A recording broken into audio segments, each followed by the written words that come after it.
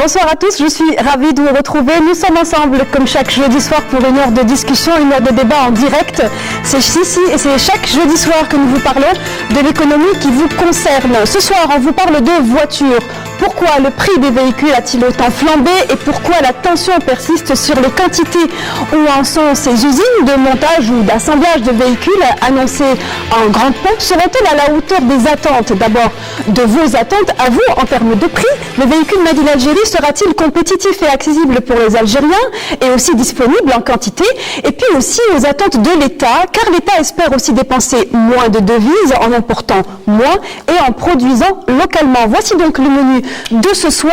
Nous accueillons pour étaler ce débat Monsieur Amar Agadir, bonsoir. Bonsoir. Vous êtes le directeur général de la promotion de l'investissement au ministère de l'Industrie et des Mines.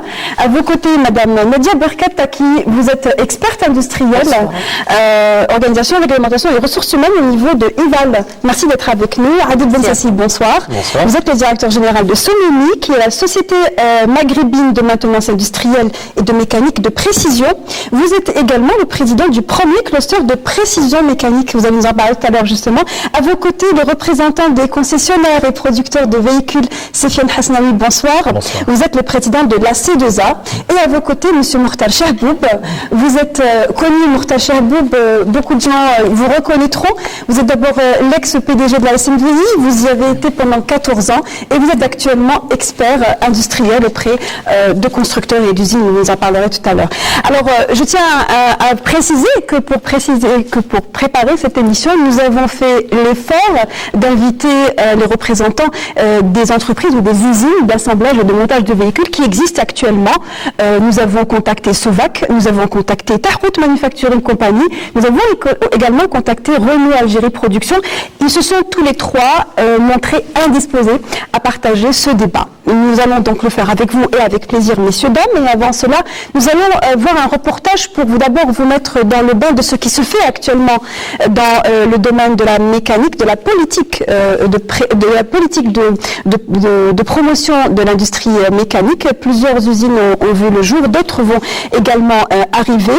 Mais le marché connaît actuellement beaucoup de tensions. D'abord, il y a des restrictions sur les quotas, d'une part, mais aussi, d'autre part, il y a des projets. Des concessionnaires ont déposé leur dossier pour justement créer des entreprises d'assemblage de véhicules ou de production de pièces de rechange. On voit tout cela dans ce reportage réalisé par Nawal Abed. Plus de 300 000 véhicules ont été mis en circulation en 2014. Face à ce chiffre effarant, il a été fait obligation aux concessionnaires d'investir en production dans un délai de 3 ans en échange d'un accès au marché national. Une politique qui a commencé à donner ses fruits. Il y a 2 semaines, le constructeur allemand Volkswagen a signé avec le groupe Sovac un accord pour l'installation en 2017 d'une usine d'assemblage de 100 000 véhicules par an à Relisen, à l'ouest du pays. Un mois auparavant, on a vu le premier véhicule sud-coréen Hyundai Made in Algérie sortir de son usine à Tiaret. Cette même ville qui a vu naître en 2015 la première chaîne de montage Mercedes, fruit d'un partenariat algéro-émirati-allemand. Le constructeur français Renault a été, lui, le premier à s'installer en 2014 à Oued Tlilet à Oran, en partenariat avec l'État qui ambitionne de faire de la région un pôle en industrie automobile avec pour objectif d'atteindre un taux d'intégration de 40% sur le moyen terme. Un taux qui reste pourtant très en deçà des attentes malgré les potentiels. Cette PME à l'ouest d'Alger, spécialisée dans la siègerie et le revêtement, en témoigne. On s'y préparait depuis l'événement de Renault.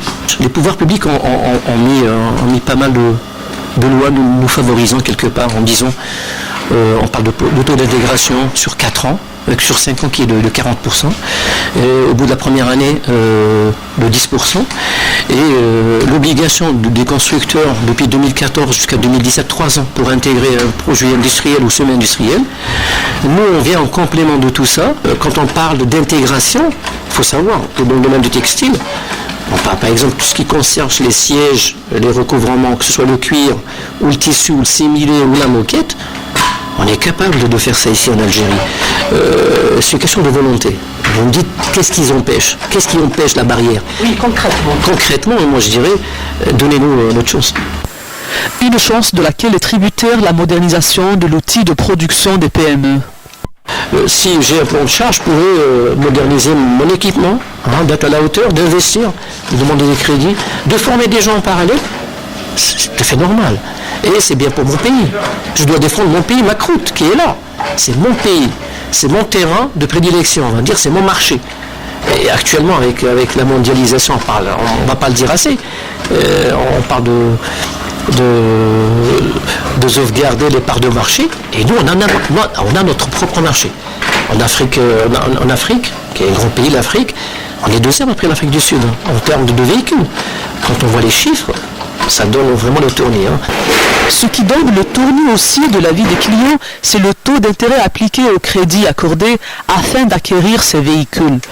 Il est situé entre 8,5 et 9% hors TVA.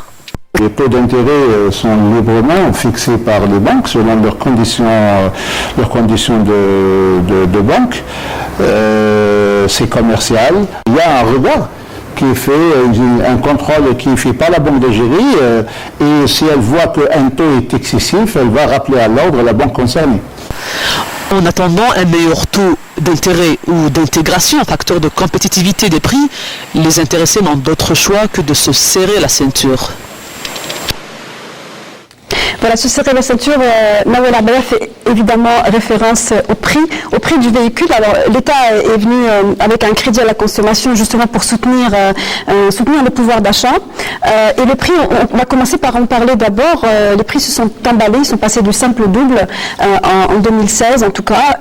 Si on devait se projeter pour 2017, quelles augmentations pourrait connaître le véhicule, mais de manière générale d'abord, c'est-à-dire produit ici ou importé, et surtout pour quelles raisons objectives? Je commence par vous, Sofiane Hasnaoui. Merci de me donner l'opportunité d'ouvrir le débat. D'abord, je pense qu'il faut remettre en perspective ce qui s'est passé. Le premier élément, c'est qu'on a, par la mise en place d'un cahier des charges,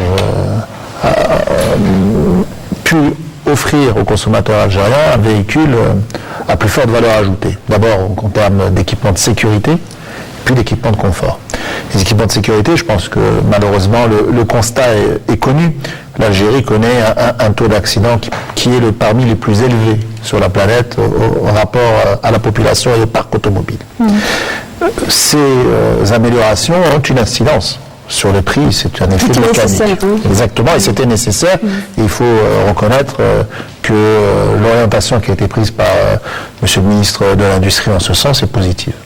Le deuxième élément, c'est qu'on a fait face à un glissement de la monnaie qui, compte tenu à la fois des effets, bien entendu, de la contre-valeur, principalement dollar-euro, mais aussi d'une volonté économique, assumée d'ailleurs par la Banque centrale, de vouloir soutenir un petit peu moins le dinar algérien, de manière à pouvoir aussi économiser ses réserves de change. Donc cette combinaison de ces deux effets principaux ont eu effectivement comme conséquence une aggravation du prix. Mais vous ne parlez pas des restrictions de quotas. J'y arrive. Effectivement, compte tenu de ces deux éléments, il y a une aggravation du prix naturelle qui d'ailleurs permet d'être parfaitement expliquée. Maintenant, la question qui peut se poser, est-ce que la combinaison faite des quotas a une incidence sur les prix? On est dans un environnement économique mondial, tout producteur calcule ses prix en fonction de sa production et de son volume de production. À partir du moment où on a un marché qui a diminué, mécaniquement, il peut y avoir une incidence sur les prix. Alors je ne peux pas me permettre de parler pour tout le monde, chaque entreprise a sa propre politique tarifaire, mais moi ce que je peux vous dire pour ma propre entreprise, aujourd'hui, c'est que si vous comparez aujourd'hui le glissement du prix de mes produits par rapport à 2014 ou à 2015, on est sur un ratio de 10 à 12%. Donc, vous parliez d'un doublement de prix, je me permets, en tout cas en ce qui me concerne, de réfuter l'information. Sur 2017, D'abord, la première des vous avez parlé de réfuter, mais je vais encore réfuter peut-être pour ma part, je ne vais pas préciser. Alors les prix ont augmenté, alors il y a les prix concessionnaires, puis il y a les prix marché parallèle, on est d'accord. Donc, et aujourd'hui, il y a bien une tension qui est ressentie, c'est-à-dire que le véhicule, que si on doit le commander, il faut attendre des plombes. Et souvent, les gens s'orientent vers le marché parallèle, et là, le véhicule peut passer du simple au double. Vous avez raison. Vous avez raison. La demande étant aujourd'hui supérieure à l'offre, on a un effet mécanique d'augmentation des prix sur le marché dit parallèle ou le marché d'occasion qui va être des occasions neuves ou des occasions récentes. Alors là, on est dans un problème de régulation de ce marché. Il convient d'ailleurs au pouvoir public de s'y impliquer. Le ministère du Commerce et le ministère de l'Industrie et des Mines en ont d'ailleurs fait part dernièrement, et je réitère d'autres propositions, c'est que la C2A soit un acteur, en tout cas une force de proposition, pour permettre d'alimenter en information les pouvoirs publics qui auront à légiférer, c'est leur responsabilité. Aujourd'hui, le problème du véhicule d'occasion, c'est qu'il doit être contrôlé. Les taxes doivent y être collectées. Aujourd'hui, ce sont aussi des métiers, les véhicules d'occasion, les créateurs d'emplois. Voilà, ça c'est un sujet connexe, on va dire, mais il est lié également au prix. Mortal Chaboup, comment vous voyez 2017 un véhicule hors de prix, un véhicule indisponible aussi. On apprend également que pour 2017, les restrictions de quotas vont être rétrécies de 50 000. Répartis ensuite selon les concessionnaires. Comment, pour éclairer les téléspectateurs, comment le marché va-t-il se comporter et comment les consommateurs pourront accéder aux véhicules? Effectivement, d'abord, moi je reviens sur un peu la notion de prix. En tant que citoyen, je consulte un peu les différents tarifs de vente des différents concessionnaires. Et ce que nous avons évalué, on a fait le travail en petit groupe restreint, c'est que les prix ont évalué de l'ordre de 40%. Pas 10 ou 15% et pas le double, mais de l'ordre de 40%. Donc une moyenne globale à travers toutes les marques.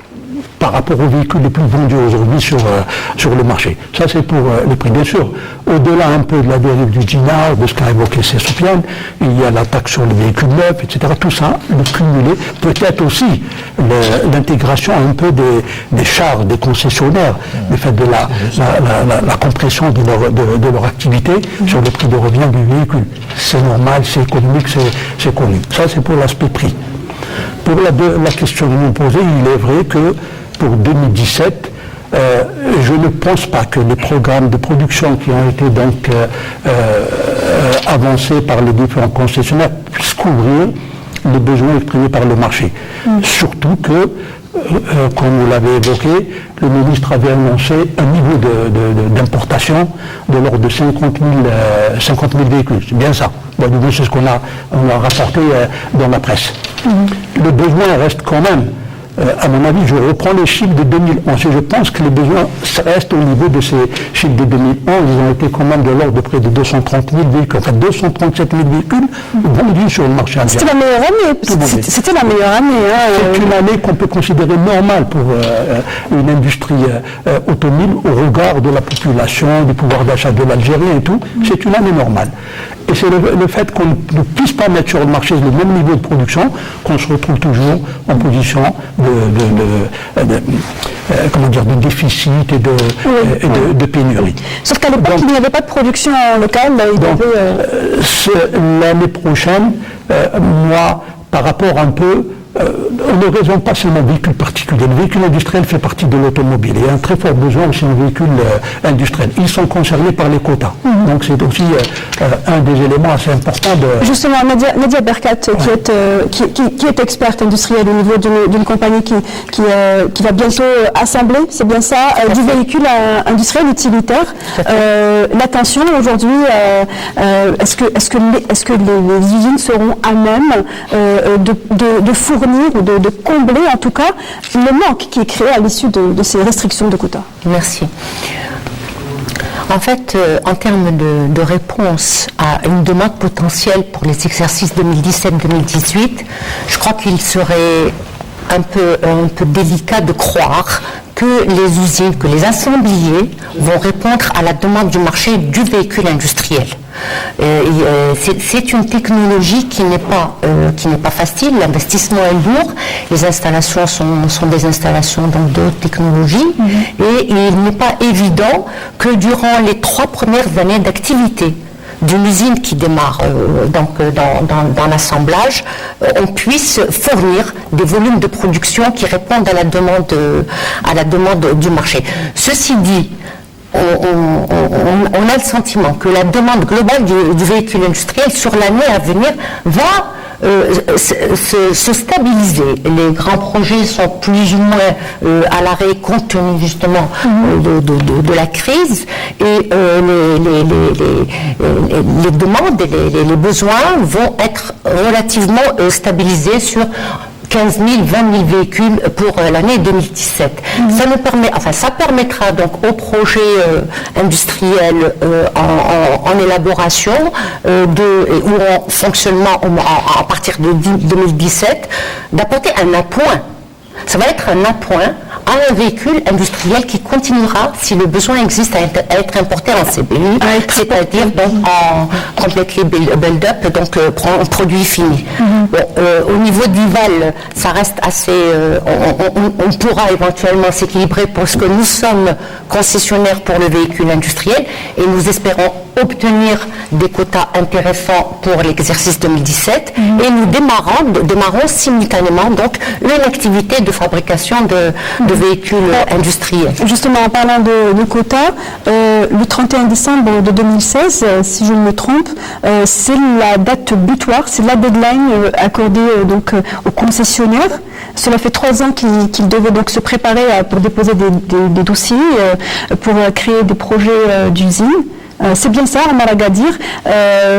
Où en est justement, pas le bilan, mais en tout cas les projets que le ministère a réceptionnés de la part des concessionnaires? Je pense que les projets qui sont déjà acceptés par le ministère de l'Industrie sont portés à la connaissance des citoyens. Donc vous avez vu les protocoles d'accord qui ont été signés sous l'égide du ministère et certains également qui sont déjà en production.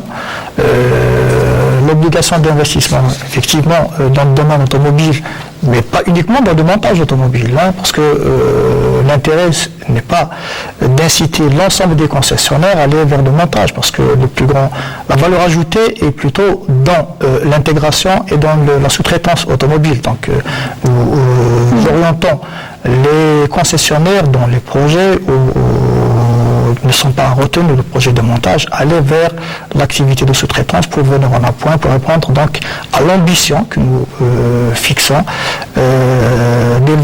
consiste à élever le niveau d'intégration jusqu'à 40% au bout de la 5e année. Donc pour les projets qui sont retenus, ou d'autres projets qui sont en cours d'examen pour les retenir, nous sommes très regardants sur les retombées économiques de chaque projet. Donc chaque projet présenté, nous l'examinons. Nous sommes très regardants vis-à-vis des retombées économiques du projet. C'est l'intérêt même donc d'orienter ces investisseurs vers l'activité de montage. Le reste des concessionnaires qui n'auraient pas pu déposer ou dont les projets ne seraient pas peut-être complets au 31 décembre de 2016 vont être appelés à disparaître? Non, c'est pas aussi brutal que ça. D'abord, la durée de 3 années s'applique pour les concessionnaires qui étaient déjà en exercice en 2014, c'est-à-dire l'année où l'obligation d'investissement a été instituée par l'article 52 de la loi de finances pour 2014. Le reste des concessionnaires qui sont intervenus après, les 3 années commenceront à compter la date de délivrance de leur agrément. Donc il faut nuancer un petit peu. Et ensuite, les investisseurs, les concessionnaires qui n'ont pas réalisé des projets d'investissement au sens défini par l'article 52 de la loi de finances 2014, on ne va pas leur supprimer ou leur annuler leur agrément, mais les comptables seront gelés jusqu'à ce qu'ils réalisent leur projet d'investissement. Nous l'avons annoncé et les concessionnaires sont sensibilisés vis-à-vis de cette problématique. Justement, une parenthèse par rapport à l'état de ces concessionnaires. Je reviens à vous, mais en quelques mots, Safiane Hasnaoui. Est-ce qu'il est facile aujourd'hui pour les concessionnaires concessionnaires de démarcher, de trouver un montage financier, de trouver un partenaire, un constructeur qui s'engage ou pas pour des usines, soit d'assemblage ou de... Est-ce que c'est quelque chose qui est aisé à faire Vous avez raison à souligner cette approche parce que c'est effectivement pas aisé. D'abord, je souhaite rebondir sur ce que M. Agadir a souligné. La volonté, l'article 52 de la loi de finances, c'est un investissement industriel ou semi-industriel lié à l'activité automobile. Donc on est dans un environnement automobile, industriel, et pas uniquement sur la notion d'assemblage ou de montage. Maintenant, je vous le concède, ce n'est pas aisé. Mais pourquoi ce n'est pas aisé? Parce qu'on est dans une concurrence mondiale.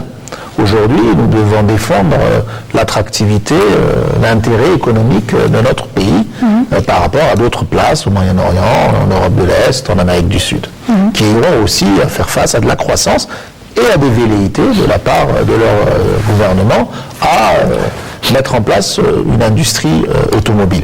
Je rappelle que l'industrie automobile, dans des économies parallèles, c'est 10% de la population active.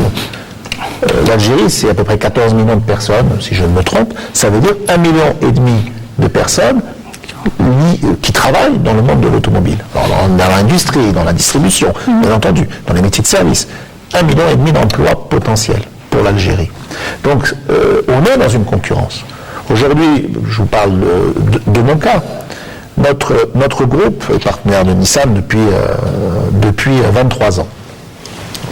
Ça a été annoncé d'ailleurs hier, où nous sommes en discussion plus qu'avancée avec à la fois le ministère et à la fois avec notre partenaire. Comment réussit-on à faire en sorte que l'Algérie soit au premier plan de l'intérêt? Parce que les ressources sont limitées chez nos partenaires. Les ressources, ce n'est pas une question seulement d'ordre financier, mais c'est une question de ressources humaines, l'ingénierie, les ingénieurs. Aujourd'hui, l'implantation d'une usine Nissan en Algérie, ce sont des centaines d'ingénieurs, et je pèse mes mots, des centaines d'ingénieurs qui vont être dédiés au projet, à condition qu'on ait un véritable projet structurant, structurelle, création de valeur ajoutée, d'intégration locale. Oui. Alors justement, finalement, toute la difficulté réside à créer des usines qui sortent, pas du néant, je n'aime pas ce mot, mais disons que d'un environnement où il n'y a pas de vivier, où il n'y a pas de réseau, de tissu, on va dire, de sous-traitance qui va être à même de porter plus facilement l'activité industrielle, qu'elle soit d'assemblage ou de création d'équipements. Et vous, Adel Bensassi, qui avait déjà une longue expérience dans la production, n'avez pas attendu les projets d'usines Renault et autres pour être dans la mécanique et la mécanique de précision. Et donc, vous présidez un cluster que vous avez créé. Quelle peut être sa valeur ajoutée par rapport aux défis auxquels font face aujourd'hui les futures usines? Bien, tout d'abord, je vous remercie. C'est un sujet qui me tient à cœur en tant qu'acteur dans le domaine de la sous-traitance en Algérie. Mon père a créé cette entreprise pour répondre aux besoins de délestage que devaient faire les grands complexes intégrés, à savoir SNVI, le complexe moteur-tracteur de Constantine, pour ne citer que ces deux exemples-là, où il s'agissait d'unités produits en main avec une décomposition qui permette à tous les sous-traitants, si vous voulez, d'être partie prenante dans la fabrication de ces véhicules-là. Or que ici, c'est pas du tout le cas. Donc on est sur une typologie, je dirais, de plateforme avec des équipements qui viennent s'assembler sur cette plateforme entre guillemets. Il manque dans la chaîne industrielle les équipementiers. Donc l'objectif du premier cluster mécanique de précision, qui a été créé aussi avec l'aide du ministère de l'Industrie d'ailleurs, c'est cette direction générale de la PME et de l'industrie qui nous a orientés vers ce cluster. Le cluster, c'est quoi? L'unité de lieu, pour nous, ça reste l'Algérie, puisqu'on ne peut pas régionaliser l'activité mécanique de précision à telle ou telle région. Néanmoins, on est sur de la mécanique de précision en prenant l'ensemble des acteurs de la filière, à savoir les donneurs d'ordre, les sous-traitants, bureaux d'études et centres de recherche et universités. Alors l'objectif, c'est quoi? C'est de faire de l'intégration avec une approche, si vous voulez, scientifique et méthodologique. Alors l'idée, c'est d'étudier justement avec nos initiateurs de projets la possibilité d'intégrer localement, déjà avec les moyens dont nous disposons, un certain nombre de composants. On n'est pas, je dirais que la confiance est là parce qu'il s'agit quand même d'économie.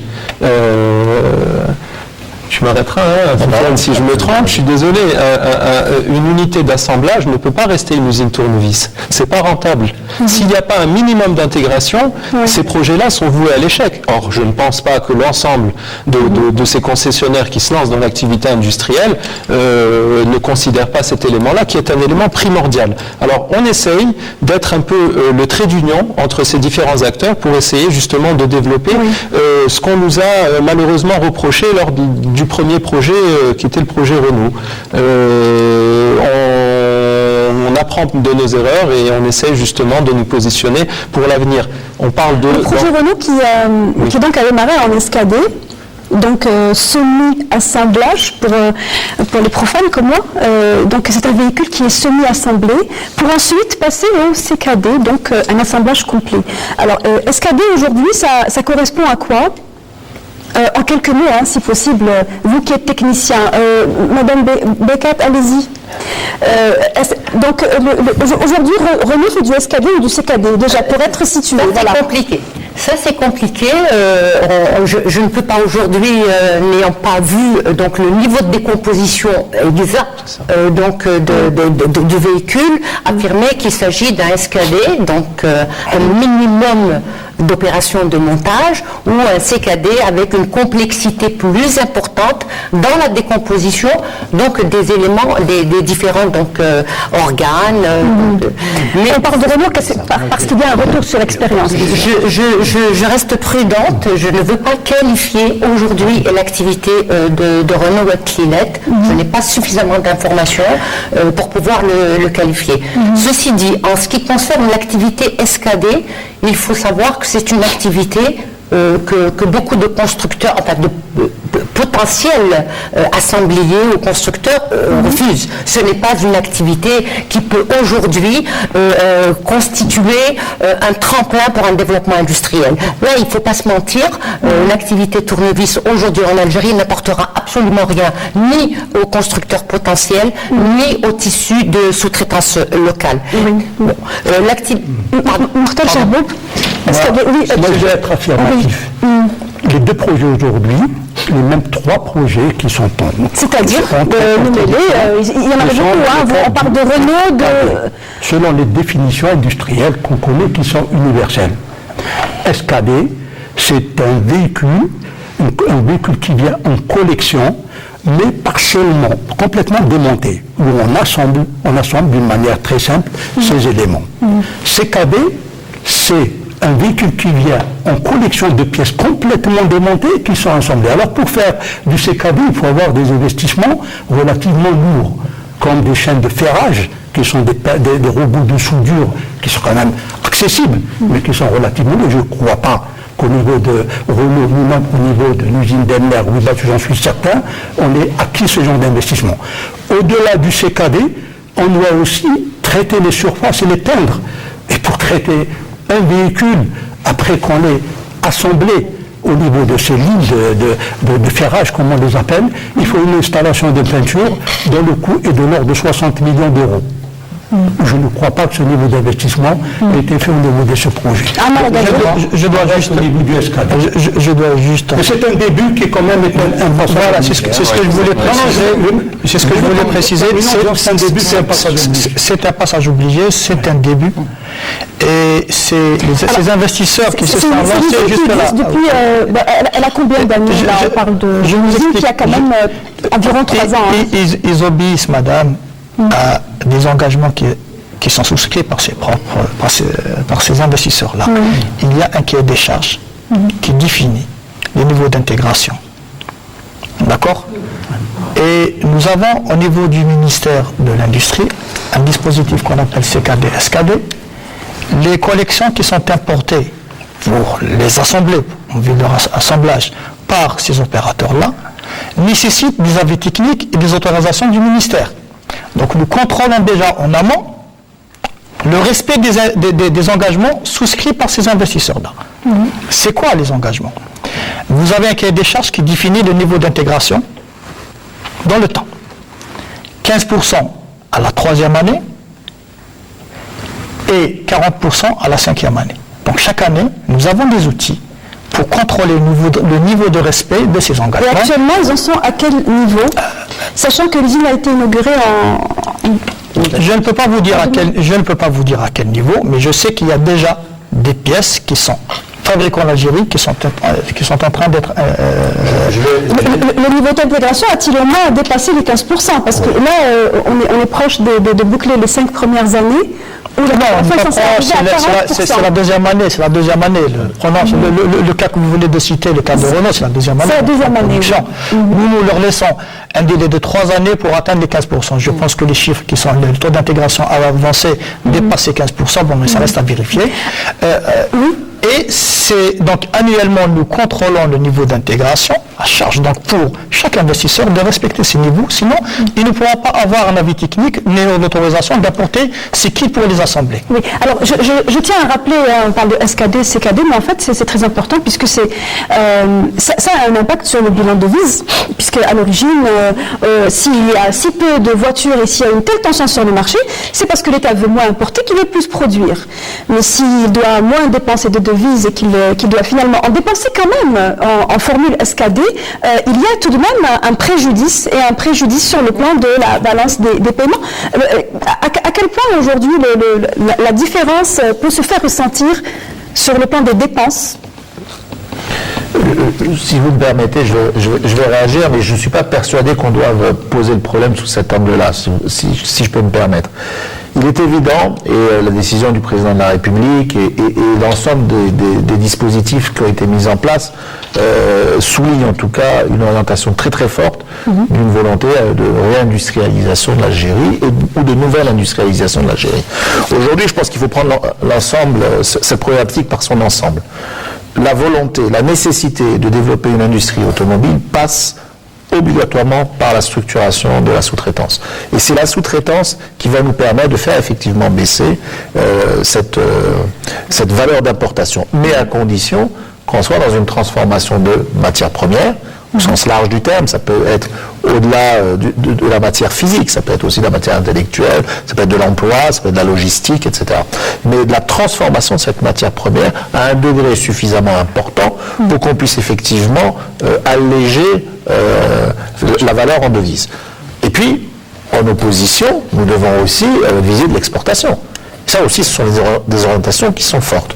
Aujourd'hui, la chance d'avoir une industrie automobile structurante. Je pèse bien mes mots en utilisant le mot structurante, c'est-à-dire la mise en place d'une véritable intégration locale dans le temps, ça ne peut pas se faire du jour au lendemain, dans le temps, va nous donner aussi l'opportunité d'intégrer les centrales d'achat internationales des constructeurs. Aujourd'hui, dans notre projet que je vous ai souligné tout à l'heure, nous avons intégré d'ores et déjà une société qui fabrique tous les revêtements intérieurs du véhicule, et d'ailleurs nous sommes clients de Renault, et l'intégration de Renault avance. Aujourd'hui, nous sommes listés sur la centrale d'achat internationale, nous avons des velléités d'exportation de ce que nous produisons en Espagne, en France ou dans les usines de Renault. Ça sera la même chose pour Nissan et ça sera la même chose pour mes collègues, que ce soit de Hyundai, de Volkswagen ou de Mercedes. Je voudrais tout de même, parce que je tiens à ma question, la reposer autrement. Le bilan de devise a un effet miroir avec le prix, in fine. Plus un véhicule est intégré, et donc moins il est dépendant des importations, et plus il est concurrentiel, et donc accessible. Est-ce que vous êtes d'accord au moins, Adil Bessassi, avec ça? Écoutez, il y a deux choses. Il faut savoir qu'on parle là d'économie d'échelle, si vous voulez. Plus on produit de pièces, plus on sera économiquement rentable. Concurrentiel. Concurrentiel, absolument, c'est le terme. L'objectif, le rôle de la sous-traitance, c'est d'assurer quand même une certaine proximité au niveau des usines d'assemblage. Et là, vous parlez aussi de substitution à l'importation. C'est-à-dire que pour faire baisser balancer la balance des devises en la faveur de l'Algérie, il va falloir faire de l'intégration. Mais comme disait Sofiane, le problème, c'est qu'on a en face de nous des groupes internationaux avec des centrales d'achat. C'est-à-dire qu'on ne peut pas prendre une entreprise locale si elle n'a pas une vision déjà à l'international, ou tout du moins lui insuffler cet esprit de dire attention, voyez grand, voyez loin, même s'il faut commencer pas à pas, et on est rassuré par cette démarche aussi qui a été faite par le gouvernement d'inciter et surtout de structurer cette industrie. L'industrie automobile, c'est une industrie qui est très riche puisqu'elle implique énormément d'acteurs industriels, pas seulement la mécanique, mais aussi la plasturgie, le câble. Mais pour l'instant, on est d'accord pour dire que les usines qui assemblent s'approvisionnent d'abord de l'étranger, donc elles portent les pièces, mais aussi auprès de distributeurs agréés qui sont installés chez nous, qui facturent en dinars et qui, quelque part, encore une fois, biaisent aussi les dépenses et aussi l'intégration. Ça reste tout de même de l'importation, mais caché en dinars. Madame, pardon, je m'excuse. Plutôt que de parler d'importation, de facture d'importation ou d'achat des équipements, des composants à l'importation, on parle d'abord de la vision que M. Bensassi vient de citer. Nous avons mis en place une politique ciblée de façon à encourager d'abord l'installation d'opérateurs pour avoir un effet volume, parce que c'est très important, qui rendra les investissements dans la sous-traitance viables et rentables. Je pense qu'avec les projets que nous avons mis en place, ou les projets qui vont être mis en place, nous aurons cet effet volume qui permettra de rendre rentable l'investissement dans la sous-traitance. Et le gouvernement a mis en place une politique de manière progressive depuis la loi de finances 2014 jusqu'à la loi de finances pour 2017, justement pour accompagner cette dynamique d'industrialisation de notre économie, notamment donc l'industrie automobile. D'abord, donc par la mesure de loi de finances, d'abord par l'organisation du marché de l'automobile, par donc son assainissement et sa professionnalisation. Et ensuite, nous incitons les opérateurs qui sont sur place à aller soit dans le montage, si les projets sont acceptés par le gouvernement en fonction de leur importance. Le reste, nous allons l'orienter vers la sous-traitance automobile. Vous avez l'industrie automobile et l'industrie mécanique de manière générale qui est considérée également comme des filières industrielles prioritaires. La loi de finances pour 2015, en l'occurrence son article 75, a mis en place un dispositif d'incitation particulier pour ces industries-là, que ce soit en matière d'exonération fiscale ou en matière de bonification des taux d'intérêt. Vous avez également, dans le code de l'investissement, la filière automobile est considérée comme une industrie naissante. Par conséquent, il peut avoir des avantages supplémentaires, y compris l'exonération du produit en matière de TVA.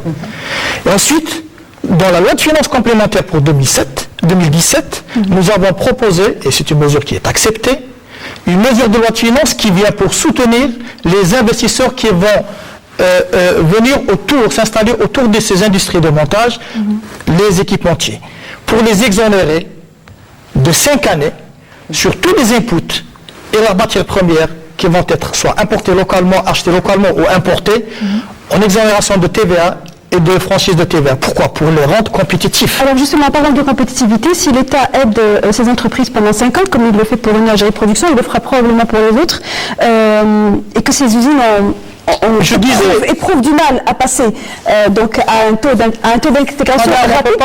Nous avons une expérience de 2 années, je ne pourrais pas dire d'emblée qu'il est... ma question, est-ce qu'au bout de 5 années, lorsque les aides de l'État seront levées, ces usines pourront produire encore une fois des véhicules concurrentiels à des prix donc accessibles, et donc ils pourront intégrer suffisamment et donc vendre un véhicule qui soit accessible pour les consommateurs. Mais bien sûr, l'aide est nécessaire au démarrage, mais une fois nous allons avoir l'effet volume, nous allons intégrer un maximum, un niveau minimum de 40%. En Algérie, bien sûr que les projets vont être viables. C'est ça l'objectif qui est cherché. Une fois on arrive à assurer 40% des véhicules, enfin les composants des véhicules à un niveau d'intégration de 40% en Algérie, les projets ne pourront qu'être viables, bien entendu. Mokhtar Chehboub. Moi, j'ai commencé à dire tout à l'heure que le SKD n'était pas une fatalité, c'est un passage obligé. C'est un passage obligé dans le cas d'une industrialisation d'une industrie aussi importante que l'automobile.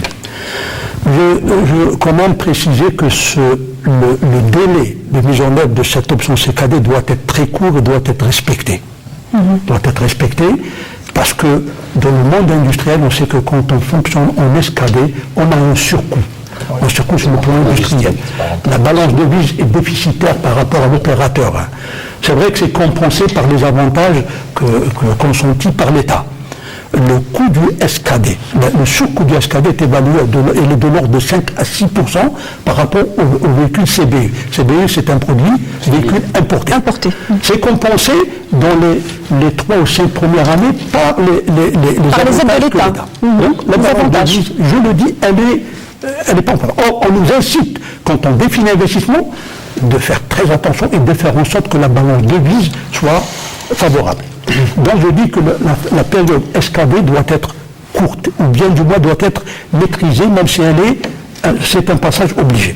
Ce n'est pas le cas aujourd'hui. Me permet d'avoir une approche critique, puisque les projets qui ont été lancés ont démarré en 2013. Nous sommes en 2016. Les volumes n'ont pas été atteints et on reste dans l'option SKD. Ça, c'est un constat qui est fait, on peut le vérifier. Les volumes sont dépassés pour certains. Non, je ne suis pas d'accord avec vous. Non, les volumes sont dépassés.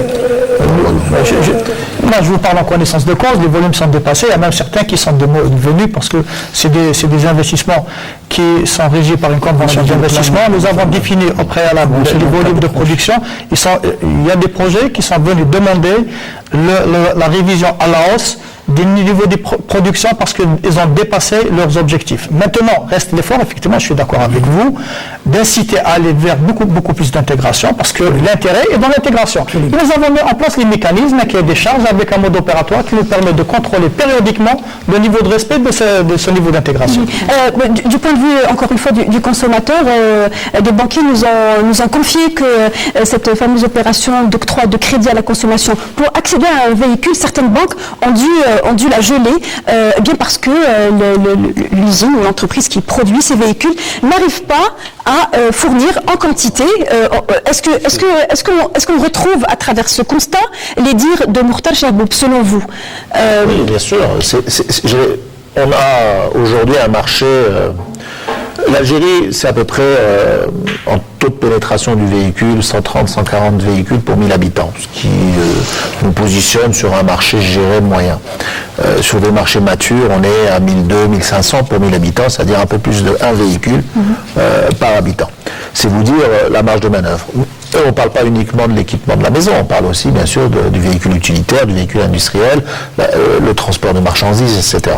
Maintenant, aujourd'hui, on a eu un électrochoc de la part du gouvernement, mais c'est une situation exceptionnelle, c'est une réaction exceptionnelle à la situation exceptionnelle. Et aujourd'hui, ça a déstabilisé le marché, mais ça a permis aussi, il faut le reconnaître, d'avoir un certain nombre de projets. Donc aujourd'hui, la demande, bien entendu, est en distorsion par rapport à l'offre, donc bien entendu, il y a des impacts, comme vous l'avez souligné. Moi, je voulais juste rajouter un point, Madame Khemissi. D'abord, je voudrais vous remercier parce qu'on a un débat qui est intéressant pour expliquer, et je pense qu'on est sorti du dogme de l'usine tournevis qu'on entend depuis quelques années, et réellement aujourd'hui on parle d'intégration, de production, et on essaye d'expliquer aux téléspectateurs aujourd'hui ce qu'est en train de devenir l'industrie automobile algérienne. Et ça, c'est déjà, à mon sens, culturellement une étape fondamentale. Et au-delà de cela, ce qu'il faut aussi inculquer, et c'est notre rôle, et la C2A que je préside travaille en ce sens, c'est qu'on doit aussi faire évoluer les mentalités, et notamment qu'on doit retrouver notre perspective industrielle que nous avions, qui a été en partie détruite, compte tenu des années que nous avons pu passer, et qui aujourd'hui sont remis en plan de priorité. Oui. Adel Bensassi. Oui, alors, il y a un point très important, je reviens un peu sur le côté économique, peut-être par rapport à ma formation, mais c'est l'économie qui va, je dirais, pousser les opérateurs à aller vers l'intégration. Au-delà du cahier des charges, bien sûr, structuré qui est mis en place au niveau du ministère, on est bien d'accord qu'une usine SKD n'est pas viable. C'est une période transitoire qui apprend un métier d'assemblage au niveau de ligne de fabrication et il faut absolument passer au CKD pour être viable. Je vais vous donner quelques chiffres sur nos voisins de l'Ouest parce qu'on ne se rend pas compte de l'opportunité qui vient de se créer en Algérie. Nos voisins de l'Ouest ont un constructeur automobile qui est installé pour le moment, fabrique 200 000 véhicules par an, ça représente 80 000 emplois et 2 milliards de dollars d'exportation, ce qui représente en valeur 4 milliards de dollars, ce qui représente en valeur plus que la potasse, qu'ils ont l'habitude d'exporter. D'ici 2 ans, l'objectif c'est de doubler tout ça. Donc on est, à mon avis, en termes de perspective en Algérie, bien au-delà de ces chiffres-là. C'est-à-dire qu'on est en train de parler d'une révolution industrielle qui va être, portée par cette industrie automobile, aussi bien sur des métiers directs que indirects. Donc pour moi, sincèrement, une fois encore, je ne m'inquiète pas, puisque les choses devront s'équilibrer, mais par contre, l'enjeu maintenant, c'est de préparer demain. Parce que il faut quand même, pendant cette phase transitoire, arriver justement à créer ce tissu industriel. Juste un mot pour ajouter ce que vient de dire M. Bessassi. Juste une précision.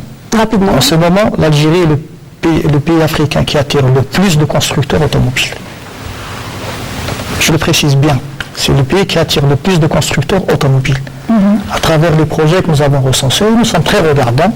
Nous n'allons bien entendu pas accepter tous les projets d'investissement, mais nous sommes en train d'examiner projet par projet pour retenir, comme je l'avais dit tout à l'heure, les investissements qui assureront les plus grandes retombées économiques. Il y a des constructeurs qui ne sont pas intéressés par le marché algérien. Puisque vous parlez d'attractivité, on va citer Fiat par exemple, qui elle n'a semble-t-il pas été intéressée à d'installer son usine. L'intérêt est de ne pas permettre à toutes les marques présentes sur le marché algérien de faire de l'assemblage. Ce n'est pas intéressant. L'intérêt, c'est de choisir les bons projets d'investissement, d'accord, les installer pour assurer les volumes, et nous allons l'atteindre, je l'espère bien, et ensuite orienter les autres vers l'intégration locale. C'est là le plus important. Et nous avons préparé les outils. Je vous disais depuis 2014 jusqu'à la loi de finances, qui viendra donc à partir du 1er janvier, tous les instruments nécessaires pour aider l'émergence de cette industrie automobile. Mehdi Barakat, je vais rebondir sur votre remarque à Agadir. Est-ce que c'est nous qui sommes en position de force lorsqu'il s'agit par rapport aux constructeurs bien évidemment, lorsqu'il s'agit d'investir, ou bien est-ce que c'est le contraire, selon vous? Alors, logiquement, on est dans une relation, enfin, je reprends le terme usité, dans une relation gagnant-gagnant. Si aujourd'hui un constructeur est intéressé par le marché algérien, lui, il n'est pas dans l'assistance. Il est là pour gagner de l'argent et pour avoir une position et capter des parts de marché à d'autres constructeurs. Le constructeur algérien, l'entrepreneur algérien, l'investisseur également va voir dans quelle mesure ce partenaire technologique a les capacités et la volonté de l'accompagner dans son développement. Une chose est sûre, les contrats de cession de licence ne sont pas une fin, ce n'est pas une fin en soi. On fait un partenariat de cession de licence, on vous donne donc tous les éléments donc technologiques, les gamme opératoire, investissement, installation, après vous êtes verrouillé et vous ne devez faire que ce type de produit jusqu'au jour où le constructeur, on aura marre de vous, il décidera de passer à autre chose. Alors, le principal dans ce type, enfin dans ce principe, dans cette démarche industrielle, effectivement, c'est passé par ce partenariat, par le biais de cession de licence. Mais il ne faut pas que ça s'arrête là, ça ne devra pas s'arrêter là, il faut aller plus loin, aller ensuite vers des opérations d'adaptation, de réalisation, de recherche, de développement, pour justement ne pas dépendre du constructeur et se positionner également plus tard en tant que vous-même constructeur de véhicules. Sachant Mokhtar Chaboub, que ce n'est pas tous les constructeurs qui sont intéressés pour être dans l'actionnariat, c'est-à-dire d'être en partie propriétaire de ces usines d'outillage ou d'assemblage. On est d'accord? Oui, certes. Moi, j'insiste un peu quant à cet aspect qui est lié à l'intégration. Le processus d'intégration à négocier avec le constructeur est complexe. Complexe dans ce sens que les cahiers des charges des constructeurs sont très contraignants. Ils sont très contraignants parce que dans la plupart des cas, ce n'est pas eux qui produisent ou qui définissent les différents composants, mais ils font appel à des équipementiers, à des sous-traitants. Donc il y a des relations parfois tripartites qui compliquent le... Je vous donne un exemple concret. Nous avons 3 producteurs de batteries en Algérie, c'est connu. C'est des batteries qu'on achète, qu'on monte de nos véhicules, qui fonctionnent très bien. Alors, nous avons essayé, auprès de 3 ou 4 fournisseurs, de constructeurs, d'imposer le montage de la batterie. Un seul a accepté. Un seul a accepté par rapport à l'insistance et la détermination du promoteur du produit. Et la condition qu'a posée ce constructeur, c'est que si vous montez un organe que je n'ai pas validé, homologué, vous ne pourrez pas le réexporter. Il l'a autorisé exceptionnellement pour une utilisation locale. Mais ça a été fait, mais avec beaucoup de détermination. Donc il y a eu au moins 4 produits produits localement que ce constructeur a accepté. Donc il faudrait que tous les concessionnaires ou les promoteurs de projets qui le fassent puissent avoir la même démarche. Et là, il faudrait qu'au niveau du ministère, on puisse créer une entité qui encadre ces projets, qui puisse dire il y a de la production en Algérie, il faut trouver les voies et moyens de faire admettre batterie, câble électrique, pare-brise, faisceau électrique qui va être... Hasnaoui et Ben Sassi ne sont pas d'accord. Oui. Allez-y, rapidement. Rapidement, je suis, avec tout le respect que j'ai pour vous, je ne suis pas d'accord. Je serais plutôt d'accord et d'avis de dire mettons en place par les pouvoirs publics un dispositif, que ce soit d'ordre financier ou technique, qui va aider à la certification internationale de la production. Et à partir de là, non seulement les produits locaux qui seront certifiés vont pouvoir être adaptés sur la production locale, ils vont pouvoir avoir les véhicules vont pouvoir être exportés, mais aussi on va pouvoir exporter les composants sur les autres usines. Donc, forcer l'adaptation des produits locaux sans avoir accès à la certification des constructeurs, je pense que ça n'œuvre pas, en tout cas dans l'intérêt de la mise à jour. C'est l'ancien concessionnaire qui parle. Adil Ben Sassi, écoutez, l'actuel aussi. Je considère que de toutes les façons, on peut pas faire autrement. On ne peut pas faire autrement. C'est-à-dire qu'il faut passer... tous ces projets-là, encore une fois, seront des projets mort-nés s'il n'y a pas d'intégration. Donc maintenant, le véritable enjeu, c'est de faire cette intégration de la meilleure façon qui soit. Bien sûr qu'il va falloir négocier avec les constructeurs, avec les équipementiers, mais on sait très bien que l'enjeu est le même. D'accord ? C'est que ces usines-là soient pérennes, qu'elles génèrent de l'argent et bien sûr qu'elles permettent une compensation industrielle aussi. En parlant de négociations, j'en reviens à l'usine Renault Algérie Production qui, on se souvient de la genèse et quand même le nouveau-né de longues tractations engagées plus au sommet de l'État, qui ont pris plusieurs années, qui ont fini par voir le jour. Est-ce qu'aujourd'hui l'Algérie est capable d'accorder aux prochaines usines les mêmes avantages et les mêmes traitements, pratiquement le même, celui accordé à Renault? Vous savez, madame, les avantages qui sont accordés s'accordent dans le cadre de la loi. Et dans le cadre du régime, il y a dans la loi sur l'investissement des avantages particuliers pour des projets qui revêtent un intérêt particulier pour l'économie nationale et les avantages sont négociés dans le cadre d'une convention d'investissement. Les avantages sont donnés en fonction de l'intérêt du projet et de l'impact économique du projet. Maintenant, si des projets qui vont venir sont du même niveau en termes d'impact, en termes d'importance, bien entendu, on va leur donner des avantages de même nature. Si les projets à présenter ne sont pas de la même importance, les avantages sont dimensionnés en fonction de l'importance du projet. Mais aujourd'hui, à Malagadir, des experts, peut-être vous serez d'accord ou pas d'accord, disent que aujourd'hui, Renault et probablement Sovac et Tarkut Manufacturing Company ne produiront pas suffisamment pour être rentables. C'est-à-dire pour pouvoir intégrer davantage. Ils ne produisent pas suffisamment de quantité, de volume pour pouvoir investir en termes d'intégration. Est-ce que c'est le cas? Vous savez, madame, ce n'est pas des projets isolés. Je disais, c'est l'addition de projets et de capacités.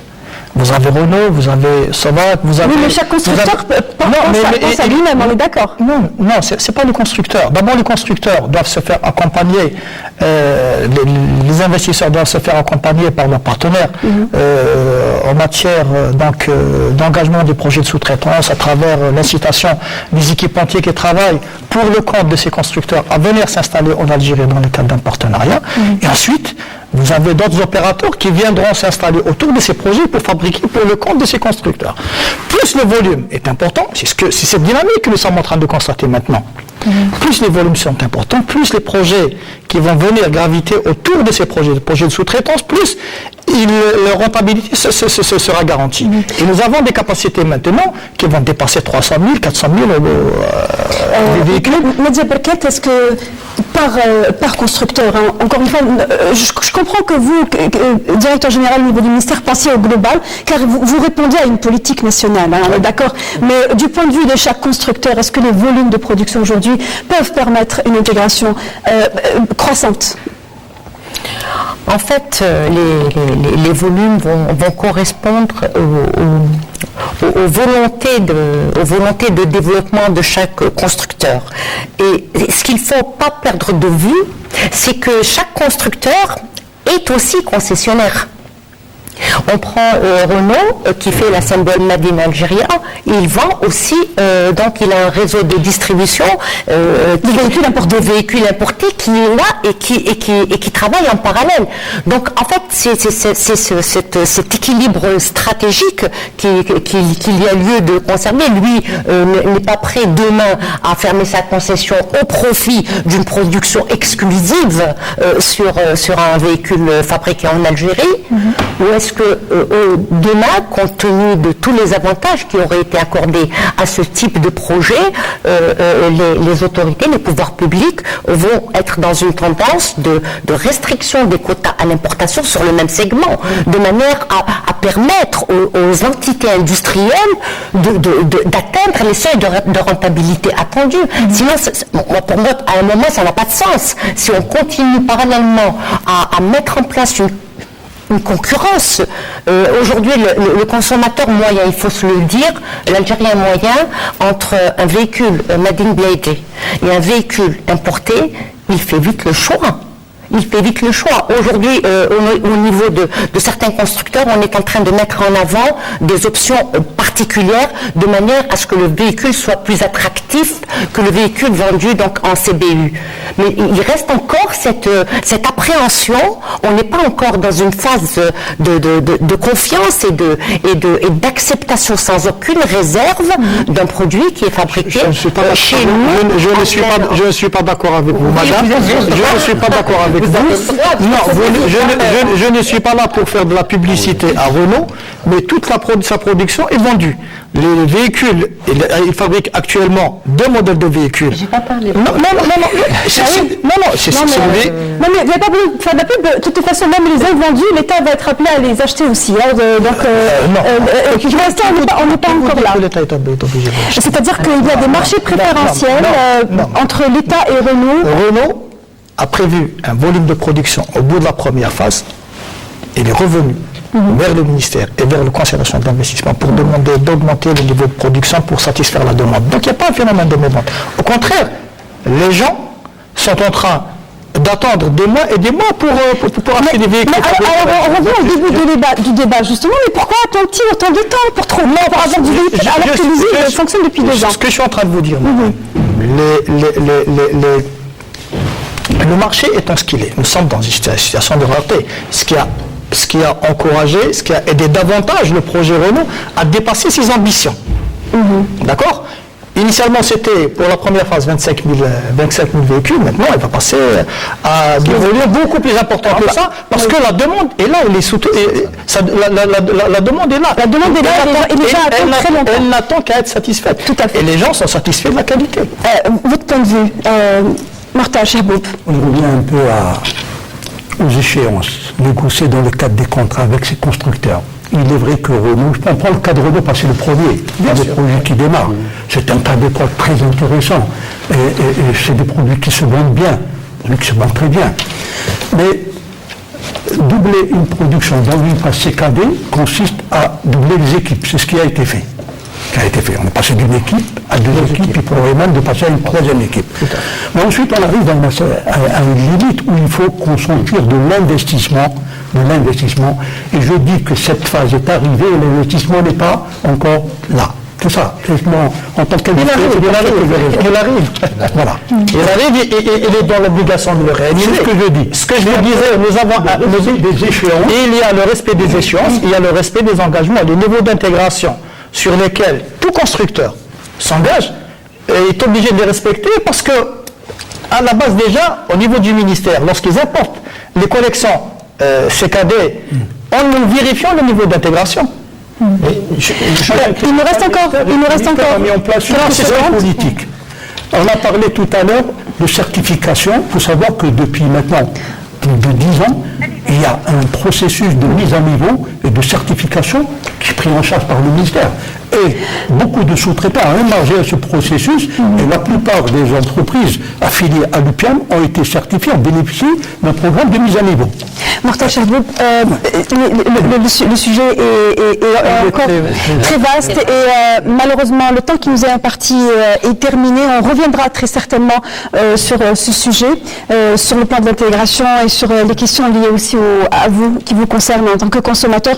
Je rappelle que nous avions avec nous Mokhtar Chehboub, expert industriel et ancien directeur général de la SNV. Nous avions Sofiane Hasnaoui, président de la C2A, Adel Bensassi, directeur général de la SOMEMI, Nadia Berkat, experte industrielle chez IVAL, et M. Ammar Agadir, directeur général de la promotion des investissements au ministère de l'Industrie et des Mines. Merci à vous de nous avoir suivis. Merci de nous suivre également sur notre page Facebook, La Semaine Éco. On se retrouve la semaine prochaine pour une nouvelle thématique. Très bonne soirée à tous. Merci.